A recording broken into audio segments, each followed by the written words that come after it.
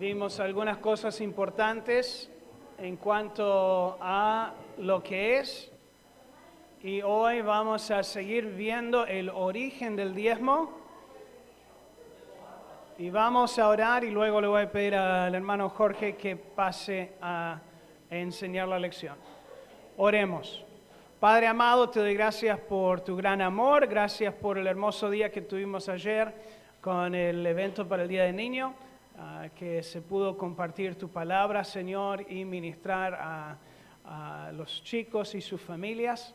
Te pido, Señor, que estés obrando grandemente a través de tu palabra, también en nuestras vidas, mientras que aprendemos los principios de la administración de los recursos que nos das, buscando agradarte en todo. Te pido por aquellos quienes quizás están todavía en camino, que los acompañes, haciéndolos llegar bien. Pedimos por aquellos que por situación mayor no pueden presenciar aquí con nosotros esta mañana. En el nombre de Jesucristo, amén. Bien, Jorge.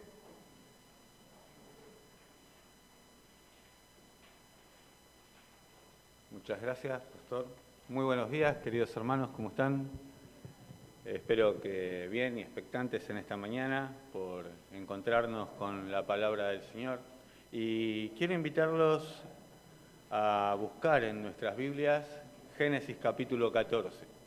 Como recién escuchábamos, el tema de hoy es el origen del diezmo y tiene su origen en este capítulo de alguna manera para lo que nosotros vamos estudiando hoy.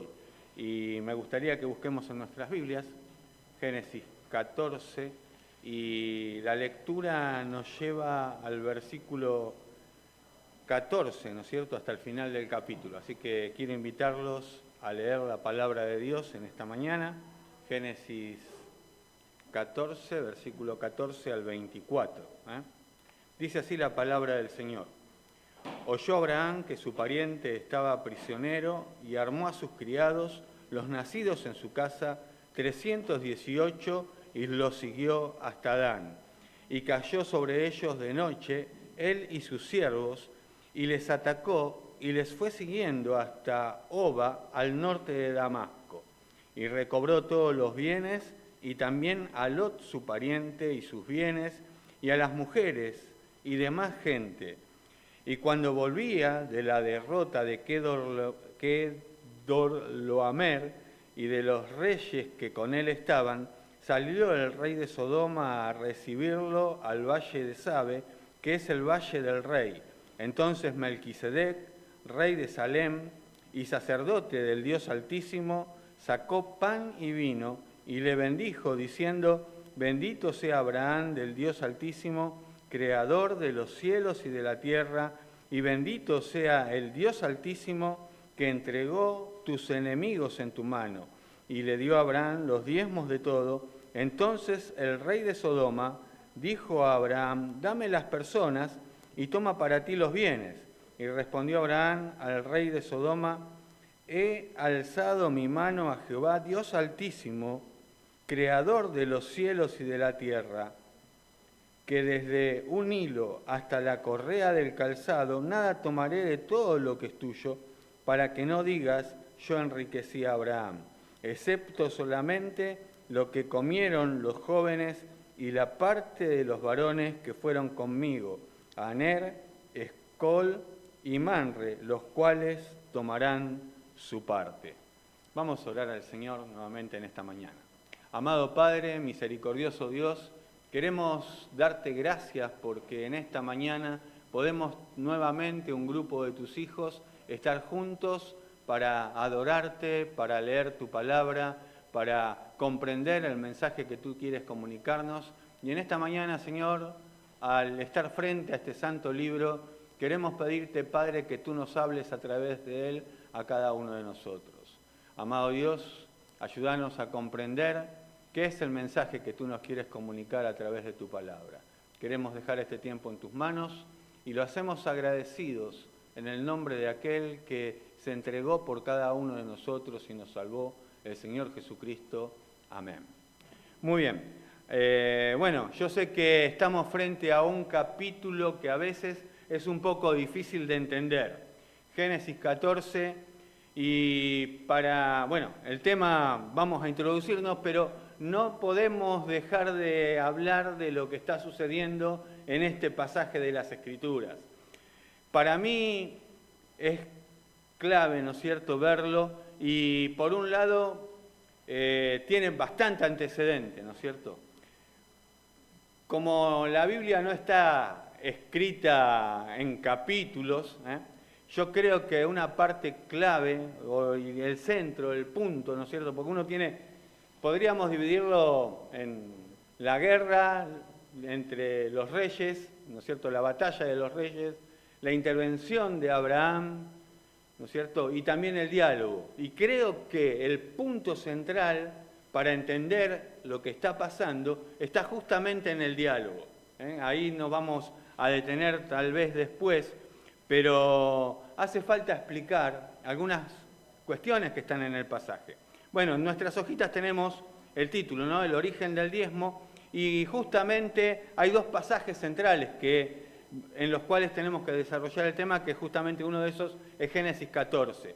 Así que uno puede ver la batalla, ¿no es cierto? Aparece un personaje, porque tendríamos que ver que viene ya de antes, aparece Lot en la escena, y ahí está la batalla de los reyes. Hay, bueno, reyes con nombres difíciles de pronunciar. Recién no podía pronunciar Kedorlaomer. Hay nombres que son difíciles de pronunciar, pero son 5 reyes contra 4 que van a pelear. Y el problema, aparentemente, cuando uno va leyendo el pasaje, hay versículos que no leímos, pero fíjense en el versículo 5 dice: en el año 12 vino Kedorlaomer y los reyes que estaban de su parte y derrotaron a los rafaitas, hasta los asuitas, a los demitas. Pero cuando uno comienza a leer, antes de todo esto, dice que los reyes se rebelaron, ¿no es cierto? Y uno no ve que se hayan rebelado tal vez militarmente, pero dejaron de pagar impuestos. Entonces, él viene a combatir contra ellos, Kedorlaomer y todos sus aliados, ¿no es cierto?, vienen a combatir. Y tenemos la historia de lo que es la batalla, con un montón de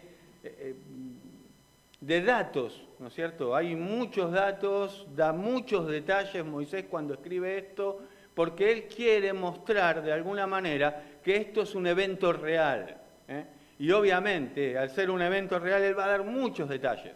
Y uno se puede perder en los detalles, pero bueno, ahí está la batalla, que uno cuando leímos recién, o cuando uno va leyendo todo el capítulo 14, son 5 reyes contra 4 que entran en batalla. Kedorlaomer gana, van justamente Sodoma. Uno cuando ve nombrado el rey de Sodoma, ¿en quién piensan? Dentro de la historia de Génesis. ¿Quién? En Lot. Lot se fue a Sodoma. Él fue a vivir a Sodoma, y es interesante también, ¿no? Porque eso nos lleva un poco de capítulos atrás, por eso digo que hay mucho antecedente de lo que está pasando acá, y Lot otra vez aparece en escena. Pero todos podemos recordar, ¿no es cierto?, a Lot.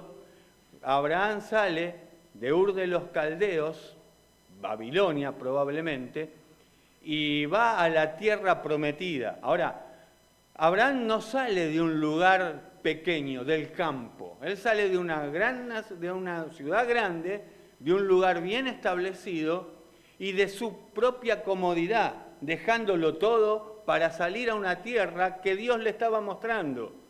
Y obviamente, la tierra prometida donde no hay nada. Él se establece en Aram, pero sale con algunos familiares, y entre ellos está Lot, ¿no es cierto?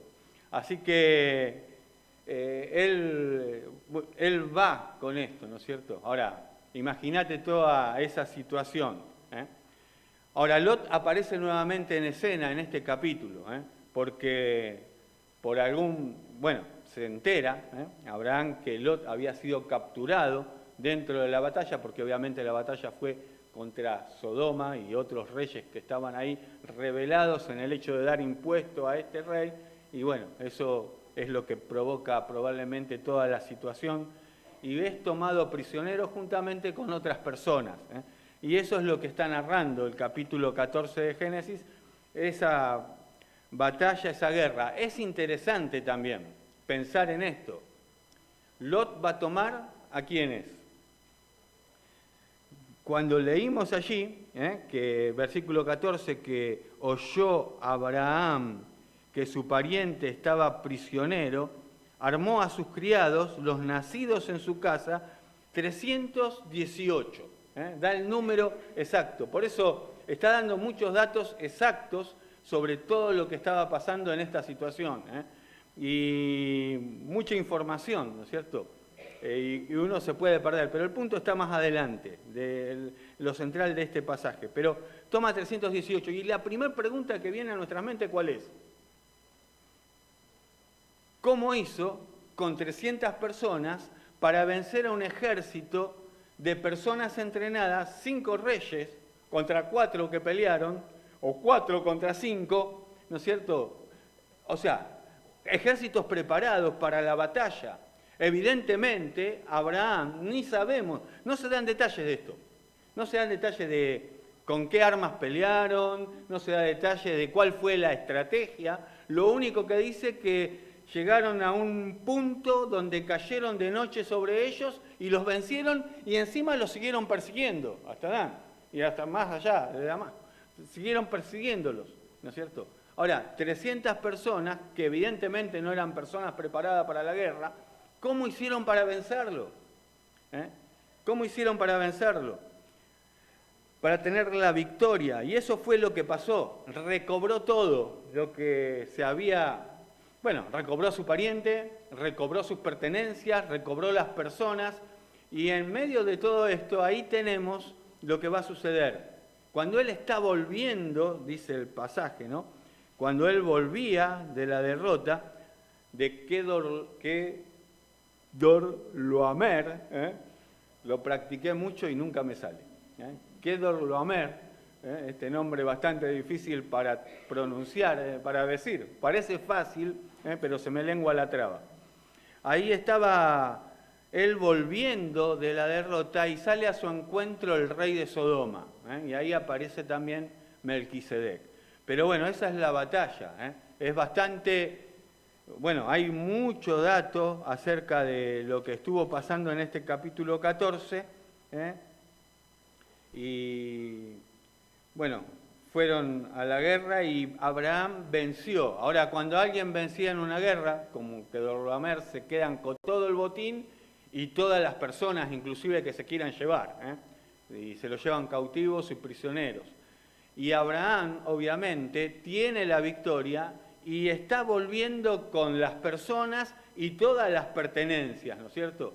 Así que uno puede ver la batalla de estos reyes y Dios de alguna manera le da la victoria a Abraham, ¿no es cierto? Y él vuelve, ¿no es cierto? Y en esa vuelta, y ahí, bueno, tenemos ahí, ¿no? Vimos la intervención de Abraham en el versículo 14, cuando él escucha acerca de Lot, ¿no es cierto? Y de que él estaba prisionero y arma a su gente y va a la batalla y, bueno, recupera todas las cosas. Al regresar de eso, ¿no es cierto? Tenemos lo que yo digo que, bueno, acá está lo central, lo que queremos ver nosotros, ¿no es cierto? En este capítulo. Y obviamente lo central del pasaje. Antes de entrar en eso, como les decía al principio, la Biblia no está originalmente escrita con capítulos y versículos y todo lo demás. Me parece importante mencionar el versículo 1 del capítulo 15. Fíjense en qué es lo que dice. Después de estas cosas, vino la palabra de Jehová a Abraham en visión, diciendo, no temas, Abraham, yo soy tu escudo y tu galardón sobremanera grande. Ahora, menciona este versículo, después de estas cosas. ¿Qué cosas? Bueno, las que pasaron en el capítulo 14. Después de estas cosas, y nosotros leímos hasta el final, ¿no es cierto?, del capítulo 14, después de estas cosas vino la palabra de Jehová a Abraham en visión, de una manera bien gráfica, de una manera bien clara para Abraham. Y él le dice algo, Abraham, yo soy tu escudo y tu galardón será sobremanera grande. Y creo que este pasaje nos está mostrando eso. Nos está mostrando quién es Dios. Ahora, Dios le va a decir a Abraham, obviamente lleno de temor probablemente, y no sé si yo hubiera estado en lugar de Abraham, porque fíjense en que en el diálogo que ahora vamos a ver, cuando leímos, termina diciendo, bueno, Abraham, yo no quiero nada, ni las personas, no quiero ni un hilo, ni la correa de un calzado, nada. Devolvió todo. Y si yo estuviera en lugar de él, tal vez me estaría preguntando, ¿qué hice si me podía haber quedado con todo? Quien ganaba la batalla, como en las guerras actuales también, ¿no es cierto? Uno escucha, un ejército conquista y se queda con todo. Lo económico, el territorio y las personas. Y esto no viene de ahora, viene de siempre. Así que todo lo que Kedorlaomer había conquistado, Abraham se lo quedó. Y uno se pregunta, la primera pregunta, ¿cómo hizo con 318 personas para ganarle un ejército enteramente preparado para la guerra? ¿No es cierto? Eran 5 reyes, no eran... ¿De cuántas personas podríamos estar hablando? Tal vez con esto se tendría que haber hecho una película, no con los otros 300 que tenemos en otra película de público conocimiento. Pero Dios le dio la victoria, es indudable. Y uno llega al versículo 1 del capítulo 15, después de que pasaron todas estas cosas, Dios se comunica con él de una manera gráfica, de una manera clara, y le transmite un mensaje: yo soy tu escudo, y tu galardón, ¿no es cierto?, será sobremanera grande. Yo soy tu escudo, tu protector, yo soy quien te cuida, y yo soy tu recompensa, podríamos decir que Dios le comunica. Yo soy tu escudo y soy tu recompensa. Ninguna recompensa material podía ser tan importante para Abraham. Dios mismo era su recompensa. Así que cuando él vuelve de la victoria con Kedorlaomer y de los reyes que con él estaban, y versículo 17 nos dice que salió al encuentro el rey de Sodoma a recibirle al valle de Sabe, que es el valle del rey. Entonces Melquisedec, rey de Salem, sacerdote del Dios Altísimo, sacó pan y vino. Bueno, el rey de Sodoma vuelve para encontrarse con él, ¿no es cierto? Es interesante porque uno piensa en la actitud, ¿no es cierto? Después vamos a ver el diálogo. Acá comienza el diálogo, ¿no? Pero bueno, no menciona hasta el final, después de este capítulo, nuevamente al rey de Sodoma, pero sobresale ahora entonces Melquisedec. No vamos a tratar de explicar quién es Melquisedec ahora porque no es el tema, pero fíjense en lo que dice ahí: rey de Salem, sacerdote del Dios Altísimo.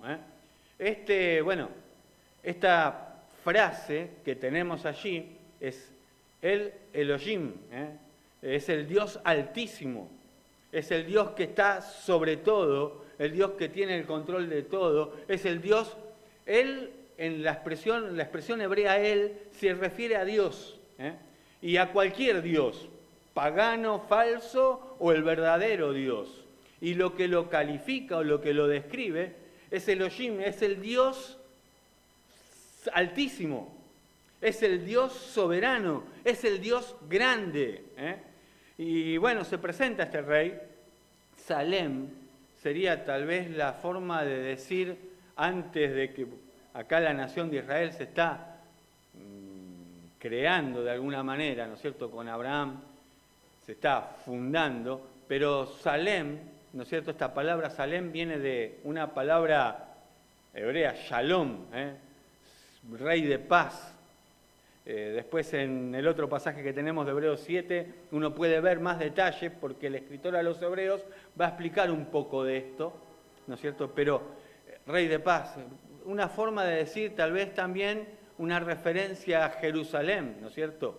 Así que es rey de paz y él va a llegar allí y va a sacar pan y vino, ¿no es cierto? Hacer un banquete para encontrarse con Abraham, ¿no es cierto? Y bueno, va a ser Abraham quien lo los diezmos de todo, ¿no es cierto?, a Melquisedec. Pero bueno, bendito sea Abraham del Dios Altísimo, ¿no es cierto? Sacerdote del Dios Altísimo, bendito sea Abraham del Dios Altísimo. Y esto es central en el pasaje, ¿no es cierto? Ese Dios grande, maravilloso, soberano, que está sobre todo, obviamente es quien bendijo a Abraham para que pudiera tener la victoria en este tiempo en el que estaba allí, ¿no es cierto?, teniendo toda esta lucha. Y ahí es donde tenemos el origen de lo que nosotros estamos estudiando, el diezmo. Pero es interesante todo lo que pasa alrededor, ¿no es cierto? Y es interesante lo que Dios ha hecho en la vida de Abraham. Pero esta es la clave. Él es Dios, el Dios Altísimo, el Dios soberano, es el Dios que le dio la victoria y el Dios que después se va a comunicar con él diciéndole: yo soy tu escudo y yo soy tu recompensa. Ahora, ¿qué es lo que tiene valor para nosotros? ¿Qué es lo que nosotros valoramos en nuestra vida? Ahora, hay otros detalles que desafían nuestra vida, sacudiendo los cimientos de lo que nosotros somos y hacemos.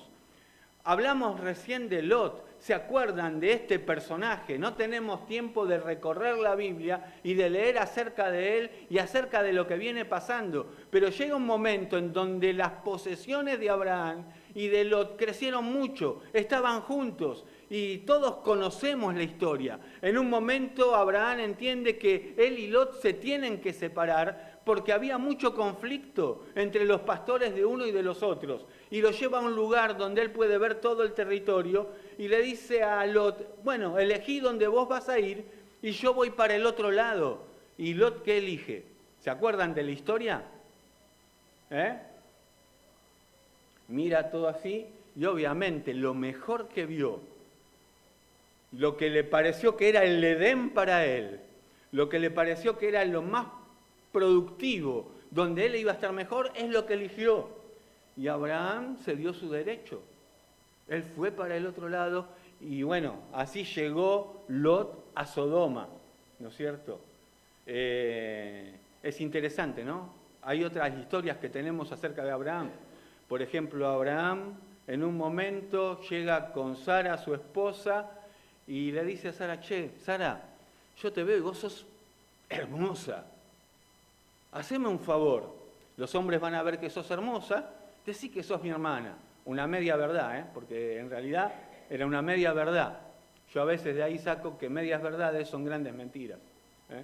Pero bueno, una media verdad. Y bueno, todos conocemos el evento, ¿no es cierto? La situación en la que me van a querer matar y para quedarse con vos, la situación en la que él puso a Sara, ¿no es cierto? Ahora, ¿le importó su vida en ese momento?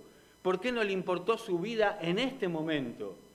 Era su esposa, ahora es Lot, su sobrino. ¿Qué fue lo que cambió? Bueno, la fe, porque estamos hablando de un hombre de fe, la fe es algo que crece en la vida práctica. Bueno, no podemos ir a Santiago, no podemos ir a otros pasajes que nos afirmarían esto, pero la fe es algo que crece de una manera práctica. Pasó tiempo. Obviamente cuando uno lee de los criados en su casa, pasó tiempo. Y la fe de Abraham fue en crecimiento. Y en este momento, él salía a la batalla con 300 hombres en una inferioridad numérica importante, pero porque era un hombre de fe, confiando en que ese Dios que era su escudo, ese Dios que era su recompensa, era el que le iba a dar la victoria. Así que él sale. Ahora, yo si estuviera en lugar de él, por Lot, no sé si lo haría. Nosotros somos muy así, de repente. Somos de favorecer a aquellos con los cuales nos sentimos más afines o más, qué sé yo, con más relación o con más cosas en común. Y si alguien nos falla, o si de alguien nos separamos de alguna manera, que se arregle. Pero Abraham, sin embargo, salió con todo ese ejército que había armado, que no estaba planeado para la guerra, y fue a rescatarlo. Eso es interesante. Y bueno, ahí tenemos, ¿no?, en la narración, fíjense, viene la bendición y dice que versículo 20, y le dio a Abraham los diezmos de todo, ¿eh? De todo. Y esto tiene que ver con el corazón. Siempre hablamos del corazón, ¿no es cierto? Y lo hizo como, bueno, vamos un poquito al apunte nuestro, ahí tenemos, ¿no?, todos los eventos narrados de lo que pasa con Abraham y Melquisedec, y tenemos las explicaciones, creo que en las hojitas que tienen ustedes tiene que estar, pero Abraham dio ese diezmo en una actitud de gratitud.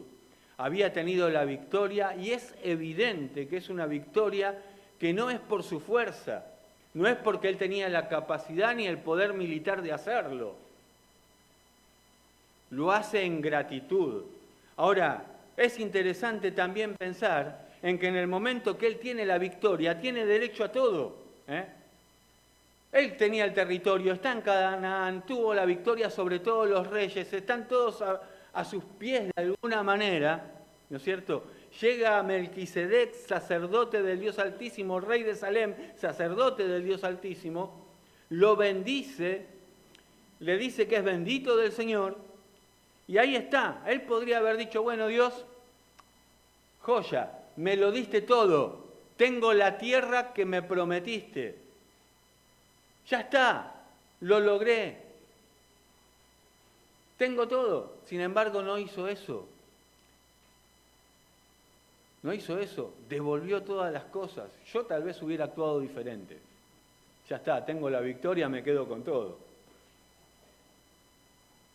Él podría haber dicho, Dios, se cumplió la promesa, me diste la victoria. Sin embargo, se humilló y fue paciente en el Señor. Ahora, en una expresión de adoración, de su propio corazón y de gratitud a Dios, confiando en la obra que Dios hizo e iba a hacer en el futuro, entrega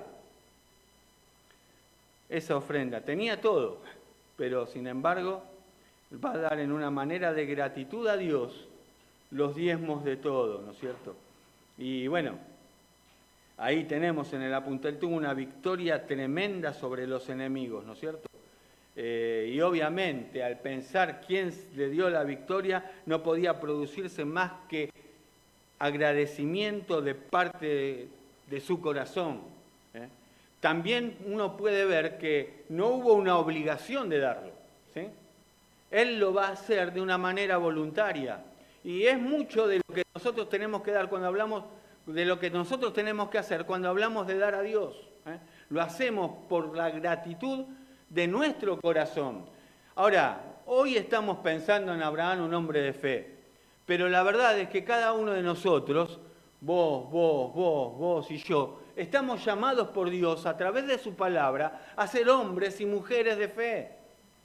Ahora, ¿cómo no estar agradecidos a Dios cuando pensamos en que Dios es nuestro escudo, nuestro protector, es nuestra torre fuerte, nuestro refugio permanente? Es fácil decirlo, pero qué difícil que es confiar en los momentos difíciles y oscuros de la vida, en verdades que son eternas, pero sin embargo nos afectan a todos nosotros también. Decimos, bueno, Abraham es un hombre de fe, yo tal vez no, pero estamos llamados a ser personas de fe y que nuestra fe vaya en crecimiento.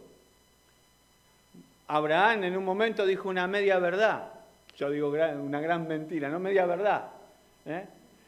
Después obviamente cambió en su corazón y siguió luchando con otras cosas, porque si uno estudiara toda la vida de Abraham, la palabra de Dios es tan sincera que nos muestra los éxitos, pero también los fracasos de su vida, la confianza y también la falta de confianza. Pero es Dios quien comenzó esa obra llamándolo de un lugar y la fue perfeccionando en el tiempo.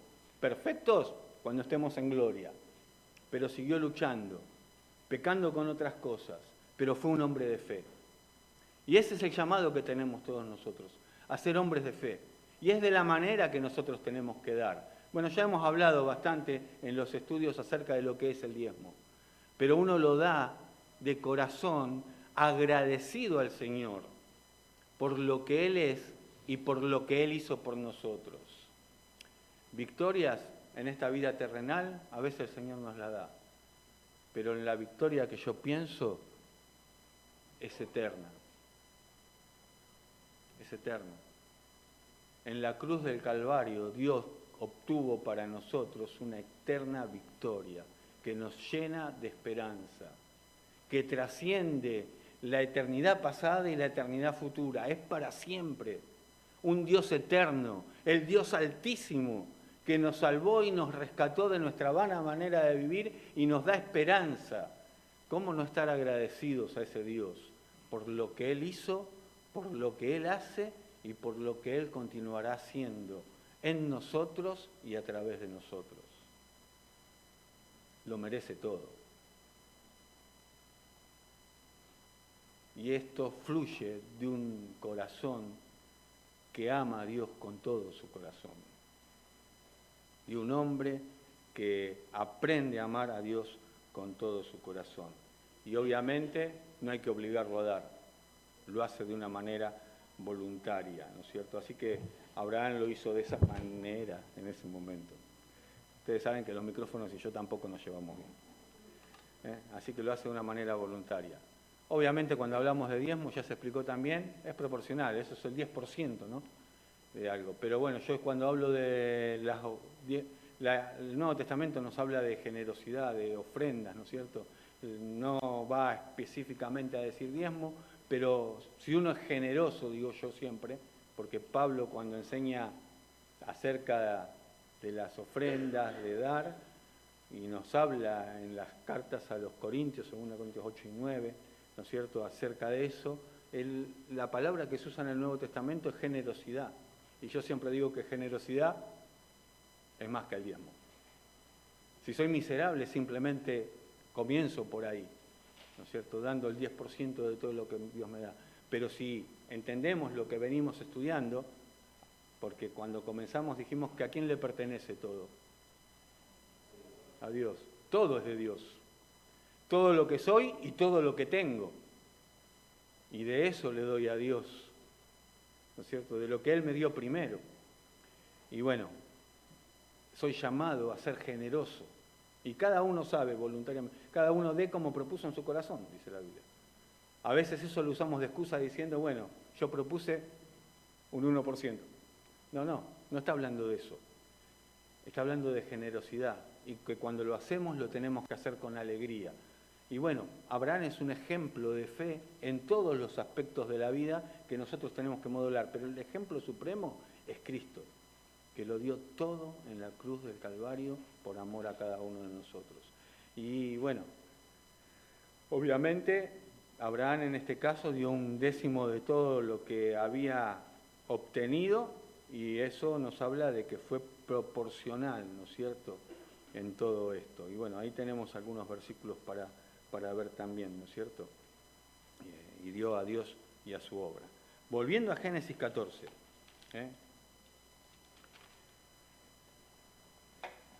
Así que Abraham le dio el diezmo de todo, ¿no es cierto? Entonces el rey de Sodoma dijo a Abraham, versículo 21, dame las personas y toma los bienes. Ahora, si yo soy el derrotado, ¿no es cierto?, ¿de qué manera me comportaría? Hay un poco de soberbia en todo lo que dice, ¿no es cierto? Probablemente había familiares de él entre las personas que habían sido capturadas. No sabemos quiénes son las personas, no sabemos cuántas personas son, pero Abraham volvió con todo. Y bueno, él le dice, ¿no? Bueno, quédate con la plata y devolveme las personas. Saben que yo hubiera negociado. Me quedo con la plata y le regalo las personas. Sobre todo que cuando uno se mete con personas te metes en un gran lío, ¿no es cierto? ¿Sí? Pero nos gusta tener la plata. Pero sin embargo, ahí tenemos todo en la narración lo que él va diciendo y él no quiere quedarse con nada. Para que el rey no diga que él, el rey de Sodoma, enriqueció a Abraham. Ahora, esto es interesante porque Abraham no está cuidando su propia persona, no está cuidando las relaciones con los enemigos, él está cuidando la fama de Dios. Fíjense en allí, ¿no? Desde un hilo, versículo 23, hasta una correa de calzado, nada tomaré de todo lo que es tuyo, para que no digas, yo enriquecí a Abraham, excepto solamente y va a explicar lo que va a tomar, ¿no es cierto? Pero, ¿quién enriqueció a Abraham? Dios. ¿Saben? Dios es el que da, el que quita. Dios es el que enriquece. Y muchas veces en su propósito, que no sabemos cuál es, nos hace pasar necesidades y empobrece. Pero cumpliendo responsablemente con nuestras actividades que Dios nos delegó, Dios bendice, promete que a sus hijos no les va a faltar nada de lo que es necesario, pero es Dios quien da la riqueza. Y Abraham tiene en claro que lo que él quiere mostrar es que Dios es el Dios Altísimo. Él es grande. No vas a poder decir en un futuro, Abraham se enriqueció con todas las cosas que me sacó. Le dio todo. No se quedó ni con un hilito de eso. Dio los diezmos y le dio todo. Porque obviamente es a quien tenemos que honrar también nosotros, a Dios. Y eso es lo que nos tiene que preocupar a nosotros también. El honor de Dios, la fama de Dios, el buen testimonio de Dios. Y es de la manera que debemos conducirnos. Bueno, siempre me quedo en la introducción, ustedes ya me conocen, pero ahí fuimos viendo cada cosa. Y yo sé que mucho de lo que está acá ustedes lo conocen y lo hemos ido mencionando en todos los estudios anteriores también. Así que bueno, él va a dar todo y está cuidando, ¿no es cierto? Obviamente quiere honrar a Dios. Ahora, ¿qué es lo que queremos hacer nosotros? ¿De qué manera queremos vivir en esta vida nosotros? ¿Qué es lo que a nosotros nos importa? ¿Estamos tratando de honrar a Dios con todo lo que somos y todo lo que tenemos? Bueno, eso sería lo importante. Así que Abraham dio los diezmos al siervo de Dios y también para su obra, ¿no es cierto? Y bueno, todo eso ya lo fuimos viendo, ¿no es cierto? Y dijimos, ¿no? Melquisedec era sacerdote del Dios Altísimo, como vemos ahí en Génesis 14, 18. Y después, más adelante, todavía no estaba la ley de Moisés, pero más adelante todos sabemos que el diezmo forma parte de la ley de Moisés y el hebreo lo hacía por obligación y daban más que eso, ¿no? Había otras ofrendas que ellos tenían que dar también, pero bueno, forma parte de la ley y estaba destinada, ¿no es cierto? Como dice el número 18:21, al mantenimiento de los hijos de Leví. Los levitas eran los que tenían la responsabilidad de la atención del ministerio en el templo. Y bueno, los diezmos eran para sostener el templo. Así que, bueno, es allí donde tenemos que llevar, bueno, toda la enseñanza de la ley de Moisés nos va llevando a ese lugar y explica para qué se utilizaban los diezmos. Así que tenemos ahí todo eso. Primera Timoteo capítulo 3, versículo 15 nos dice que en esta época actual en la que vivimos, ¿no es cierto? Y se acuerdan de ese versículo de Primera Timoteo, Pablo va a decir que la iglesia, ¿no es cierto?, la casa de Dios, la iglesia es la iglesia del Dios viviente, es a quien le pertenece, y es interesante que él dice el Dios viviente, es un Dios vivo y verdadero, y es columna y baluarte de la verdad, ¿no es cierto? Esa es la visión que imparte Pablo en el Nuevo Testamento, ¿no es cierto?, acerca de esto. Bueno, más o menos con la hojita estamos al día. Vamos, para terminar, a volver a Génesis 14 para tratar de sacar algunas aplicaciones para nuestra vida también. Y en cuanto a la manera de dar, creo que estamos en la misma página, ¿no? Que lo tenemos que dar por gratitud, con un corazón alegre, no como algo que nos duele, entregando para Dios y para su obra, lo hacemos de una manera voluntaria y bueno, todas esas cosas están más que en claro para nosotros. Ahora, no quiero perder de vista la mirada que tenemos que tener sobre Dios. No podemos ir al otro pasaje de Hebreos porque no tenemos tiempo, ¿no es cierto? Pero el escritor de los Hebreos va explicando, ¿no es cierto?, que Jesús es un mejor sacerdote y su sacerdocio, todos lo sabemos, es mejor que cualquier otro de los sacerdocios que se instituyeron a través de la ley. Hoy tenemos un fiel sumo sacerdote, Jesús, que intercede siempre por nosotros, a la diestra del Padre. Él es el único mediador entre Dios y los hombres, lo dice la Escritura. Bueno, volviendo ahora al pasaje que estábamos analizando nosotros en esta mañana, y terminando con este pasaje, Abraham justamente en todo su deseo de honrar a Dios con todo su corazón, bueno, no se va a quedar con nada de lo que le pertenece a este rey, y justamente uno puede ver, ¿no es cierto?, en la actitud de este rey una gran soberbia, ¿no es cierto?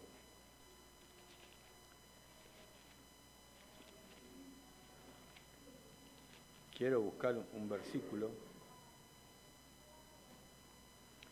En Ezequiel 16, 49, voy a leer ahora. Fíjense en lo que dice acá. He aquí que esta fue la maldad de Sodoma, tu hermana, soberbia, saciedad de pan y abundancia de ociosidad tuvieron ella y sus hijas, y no fortaleció la mano del afligido ni del menesteroso. Es lo que Dios ve.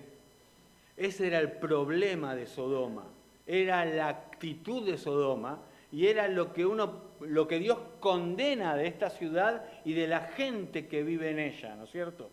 Y Él dice que tenían ese problema. Esta es la maldad de Sodoma. ¿Qué cosa? Soberbia. Hermanos, muchas veces nosotros también luchamos con las mismas cosas.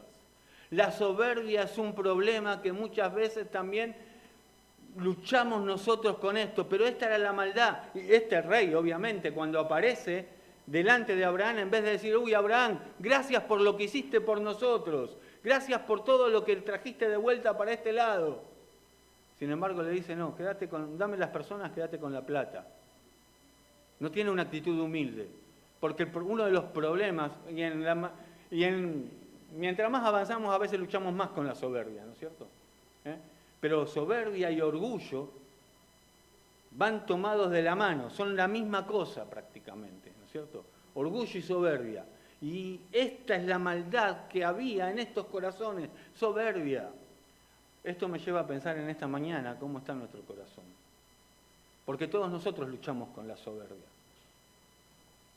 Pero tenemos que someterla a la verdad de la palabra de Dios. Y tenemos que cultivar humildad en nuestro corazón. Pero muchas veces somos muy orgullosos. Y lo otro que dice, saciedad de pan, es interesante, ¿no? No tenían necesidad. No tenían necesidad. Abraham podría haber dicho lo mismo. Ya no tengo necesidad de nada, lo tengo todo. Y muchas veces, cuando uno no necesita nada, hasta de Dios se olvida. Por eso la palabra de Dios nos dice, Señor, no me hagas pasar tanta necesidad que te niegue, ni tampoco me des tanta abundancia que diga, no necesito de Dios. ¿No es cierto? Y también vemos ahí que dice que tuvieron abundancia de ociosidad, ¿no es cierto? Se pusieron bastante vagos. Y muchas veces la pobreza está relacionada con esa actitud, ¿no es cierto?, de no trabajar, de no querer, de acostumbrarse a que todo lo tenemos de arriba, ¿no es cierto? Ahora, termino con esta frase, excepto, no tomo nada, ¿no? Versículo 24 dice, excepto solamente lo que comieron los jóvenes y la parte de los varones que fueron conmigo, Aner, Escol y Manre, los cuales tomarán su parte. Y si bien él no tomó nada para sí mismo, yo quiero recalcar esta actitud, ¿no es cierto? Que es también una actitud que tenemos que tener todos nosotros, entre nosotros. Él dijo, bueno, está bien, yo no tomo nada para mí, excepto lo que comieron los jóvenes, excepto lo que a estas 3 personas les corresponde, su parte. Eso era algo responsable de parte de Abraham. Ellos lucharon con él, pusieron el hombro con él, formaban parte de la victoria que Dios le dio a él. Fue responsable en eso. Era ético, correspondía hacerlo de esa manera. Era lo que se acostumbraba a hacer, pero también era lo que correspondía hacer. Y era respetuoso. Era una cuestión de respeto también. Ellos pusieron el hombro conmigo. Estamos juntos en esto. La estamos remando juntos, la remamos juntos y Dios nos dio la victoria. Esa parte le corresponde a ellos. Y es lo que Él va a hacer responsablemente ahí. Y nos ayuda a todos nosotros con esto. Espero que pueda ser de bendición también para nosotros. Y humillarnos delante de Dios y ser considerados con las cosas del Señor.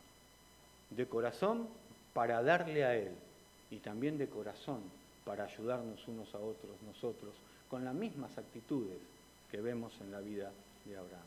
¿Terminamos en oración? Señor, amado Padre que estás en el cielo, queremos darte muchas gracias por tu palabra. Gracias porque ella habla nuestra vida, nuestro corazón, nos enseña, nos exhorta, nos ayuda. Y amado Dios, te pedimos que tú nos des la sabiduría en nuestra propia vida para poder aplicar todo el consejo de tu palabra a las cosas que vivimos todos los días. Nos ponemos en tus manos, Señor, en primer lugar para que tú hagas una obra en cada uno de nosotros, en nuestros propios corazones. Y también, Señor, para que tú estés haciendo una obra a través de nosotros y de esa manera mostremos que tú eres un Dios altísimo en nuestra vida, que ese es nuestro valor eterno. Te lo pedimos, Señor, en el nombre de Jesucristo, tu amado Hijo, nuestro Salvador. Amén. Muchas gracias y que Dios les bendiga.